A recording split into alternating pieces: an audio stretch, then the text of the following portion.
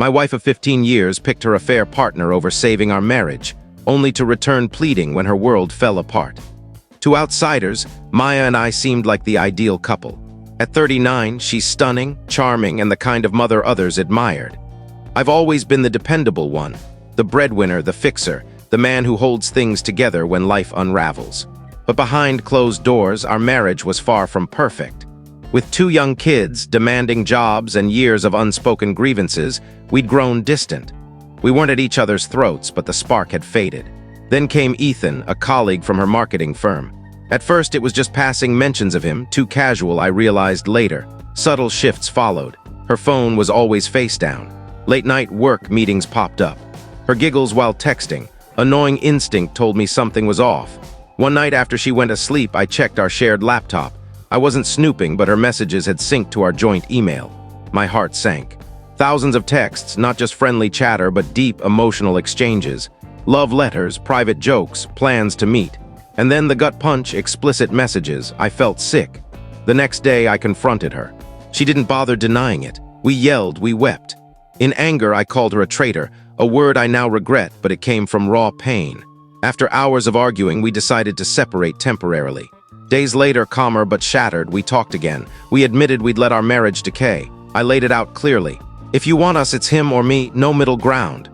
I expected her to pick years, 2 kids, a home we'd built together.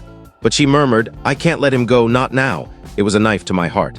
The next morning, furious, I texted Ethan, congrats, you've wrecked a family, hope you're proud. Immature, perhaps. But I wanted him to feel the wreckage he'd caused. His reply was instant. Hold on, she's married. She said she was single.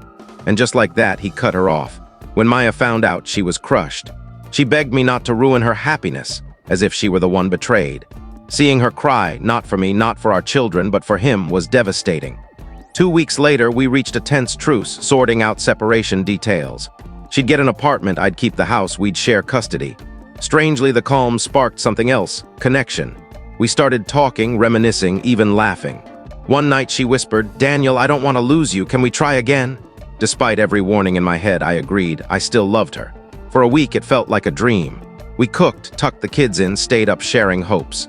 I wanted to believe we were mending, but one night I saw a text she was drafting to her sister. I still miss Ethan so much. It hurts more than I can say. My heart froze. While she showered, I grabbed her phone, something I'd never done before. In a frantic minute, I skimmed her messages. She deleted most, but fragments remained. She told her sister she regretted reconciling with me, that she'd never forgive me for my harsh words, and hinted at secrets from her affair she'd never share. Her sister, twice divorced and no ally of mine, urged her, leave him, you deserve more. When Maya emerged, I held up the phone. So it's still him, not me. She stumbled over excuses, claiming it was just venting, but the truth was clear. We fought again. I told her it was over for good, no more chances. She sobbed, accusing me of abandoning our second chance, trying to make me feel guilty. But I saw it for what it was, manipulation. She wanted me to think her affair was my fault, that my anger, my text to Ethan, my checking her phone, made me equally culpable. But I hadn't betrayed our vows. I hadn't lied endlessly. I hadn't chosen someone else. She had. We're still living together until she finds a place. The kids don't know the full truth. We're protecting them as best we can. On the surface, we're civil, even warm at times. It almost feels normal, but it's a facade. Love doesn't thrive on almost, and trust doesn't survive deception. She keeps saying, we were so close to fixing this, why give up?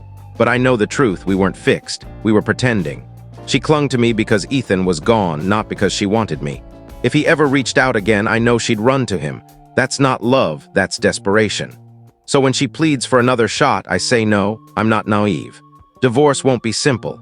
There'll be lonely nights, moments of doubt. But I also know this. I gave her the chance to choose me, and she didn't. That's enough to keep me grounded. The day after our last argument, Maya acted like nothing happened.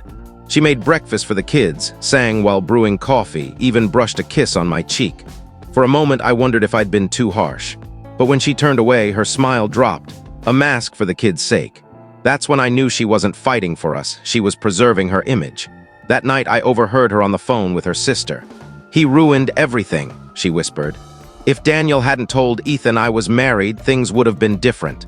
I'd still have him. I don't even know if I want this marriage. It just feels easier than being alone. Easier, not love, not devotion, just easier. My hands shook with rage. That moment erased my doubts. She wasn't choosing me, she was settling until she found another escape. A week later, I came home early. The kids were at a friend's, the house quiet, Maya's car in the driveway. I walked in and stopped cold. She was on the couch, laptop open, whispering into her phone. "I miss you so much. I should have been honest from the start, but Daniel's making it impossible. No, don't worry, he can't stop me." Her voice trembled with longing. I stepped forward. "Who's that?" She flinched, scrambling to shut the laptop. "Work call," she lied, but I'd seen Ethan's name on the screen. I laughed, bitter, drained. "So you've wormed your way back to him?" Tears filled her eyes. "Daniel, please," I cut her off. "No, every word you say is a lie." She tried to follow me, begging, but I closed the door on her. The next morning, she pleaded for another talk. Reluctantly, I sat at the kitchen table. "Daniel, I love you," she swore. "I got lost. He made me feel alive, but you're my husband, the father of our kids. I don't want to lose this." Her words sounded rehearsed. Then she added chillingly, "If we divorce, don't think you're getting everything. I've given this marriage 15 years. I'm entitled to." That was it. She wasn't just betraying me emotionally. She was preparing to fight me financially. I leaned back, studying her like a stranger.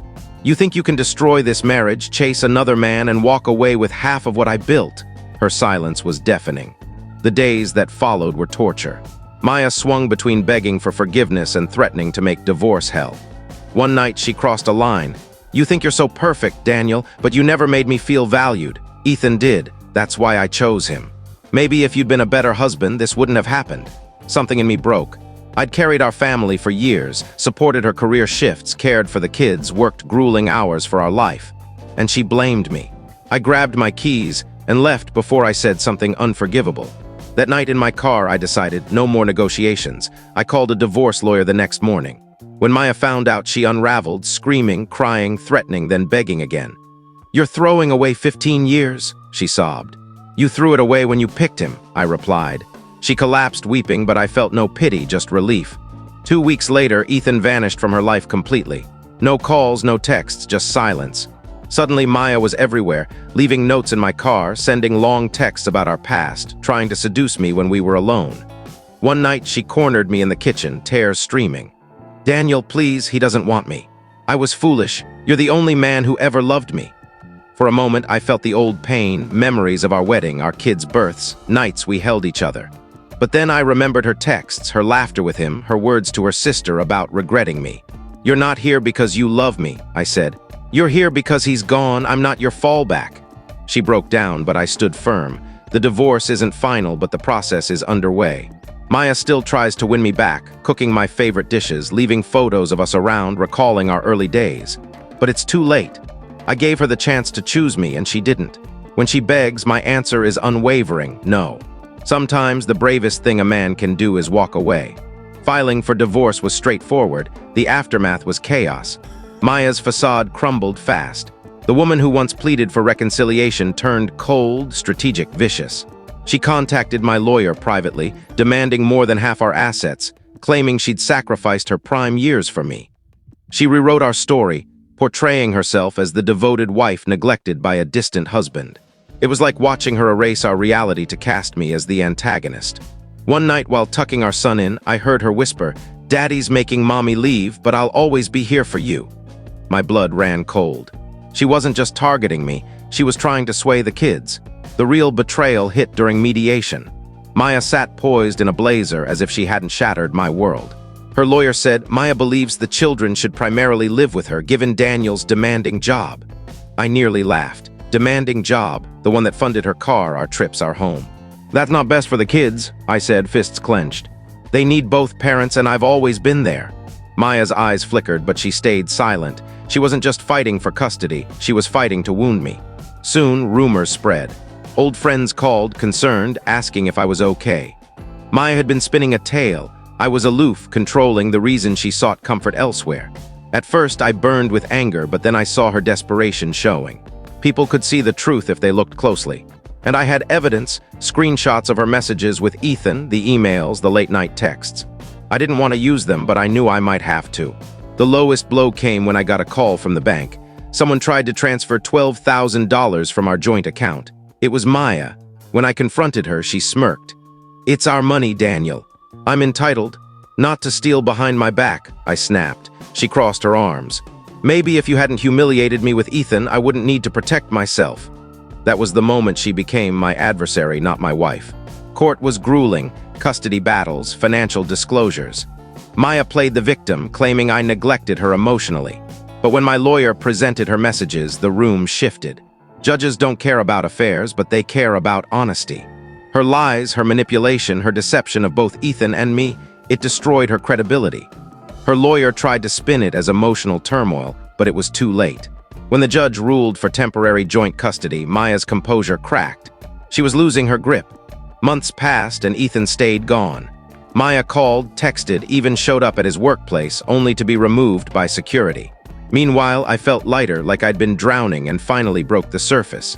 The final breaking point came one night when she knocked on my door, voice soft. "Daniel, what if we stop this? What if we tried again for the kids?" I looked at her, feeling not anger, but pity. "Maya, you don't want me. You want the life I provided, but that life is dead. You killed it." She sobbed, but I walked away. The divorce finalized 6 months later. I kept the house. Custody was split evenly. Finances were divided equitably, not the windfall she'd wanted. Maya moved to a small apartment nearby. Sometimes when she drops off the kids, I see regret in her eyes. But regret doesn't undo betrayal. I've started living again, truly living, not the half-existence of doubt, lies, and hollow reconciliations. When doubt creeps in, I remind myself, I gave her the chance to choose me. She didn't. If you liked this video, don't forget to hit the like button, subscribe to our channel, and tap the notification bell so you'll always stay updated with our latest stories. Catch you in the next video.